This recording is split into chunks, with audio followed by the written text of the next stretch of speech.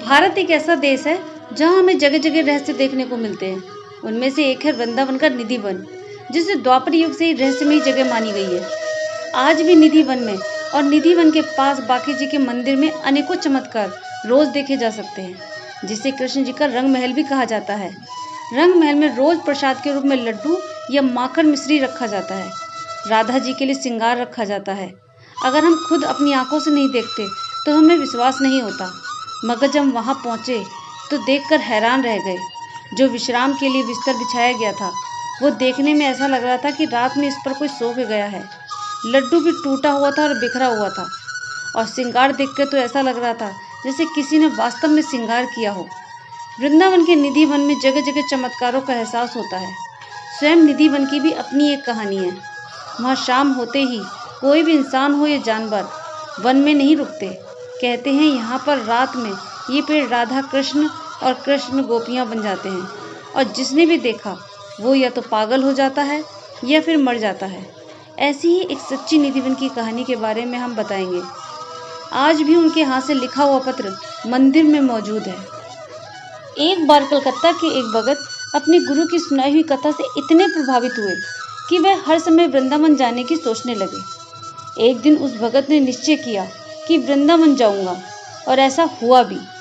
वे वृंदावन पहुंच गए। उन्होंने दिन भर बिहारी जी के दर्शन किए, लेकिन उनकी इच्छा तो निधि वन की सच्ची कहानी जानने की थी। वे बिहारी जी को आंखों से रास रचाते देखना चाहते थे।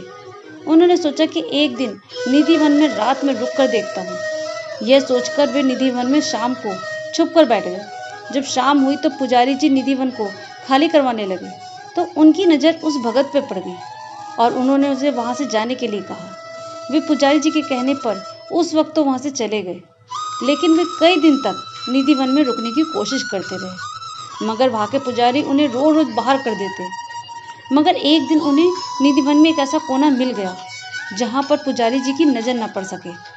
वह भगत सारी रात निधि वन में बैठा रहा। अगले दिन जब सेविका निधि वन की सफाई करने आई तो उनकी नज़र उस भगत पे पड़ गई। उन्होंने देखा कि एक व्यक्ति बेसुध होकर पड़ा हुआ है। वो ना तो कुछ बोल रहा है और ना उठ रहा है। सेविका ने ये खबर जब मंदिर में दी तो वहाँ भीड़ लग गई। सभी लोगों ने बहुत कोशिश की, मगर वे ना तो कुछ बोल रहे थे और ना कुछ खा पी रहे थे। ऐसे कई दिन निकल गए। तब पुजारियों ने पता निकालकर उनके गुरुजी को, जो गोवर्धन में थे, खबर दी। उस भगत के गुरुजी आए और उन्हें अपने आश्रम में ले गए। वहाँ भी वह भगत ऐसे ही बैठे रहते। एक दिन सुबह सुबह उन्होंने अपने गुरुजी से इशारा करके लिखने के लिए कलम और कागज़ मांगा। गुरुजी उन्हें कागज़ और कलम देकर स्नान करने गंगा जी चले गए। वापस आए तो पाया कि उन्होंने अपना शरीर त्याग दिया था और उनके पास एक कागज़ कलम रखा है। जब गुरुजी ने उस कागज़ को ध्यान से देखा तो उस पर लिखा हुआ था कि गुरुजी, मैंने यह बात किसी को नहीं बताई है, पहले सिर्फ आपको ही बताना चाहता हूँ। आप कहते थे ना कि निधि वन में आज भी भगवान रास रचाने आते हैं। जब भी मैं निधि वन में रुका तब मैंने बांके बिहारी जी को राधा रानी और गोपियों के साथ रास करते हुए दर्शन किए, और अब मेरी जीने की कोई इच्छा नहीं है। इस जीवन का जो भी लक्ष्य था वह लक्ष्य मैंने अब प्राप्त कर लिया, और अब जीवन जीकर क्या करूँगा। श्याम सुंदर की सुंदरता के आगे दुनिया वालों की सुंदरता कुछ भी नहीं है। इसलिए श्री चरणों में मेरा अंतिम प्रणाम स्वीकार कीजिए।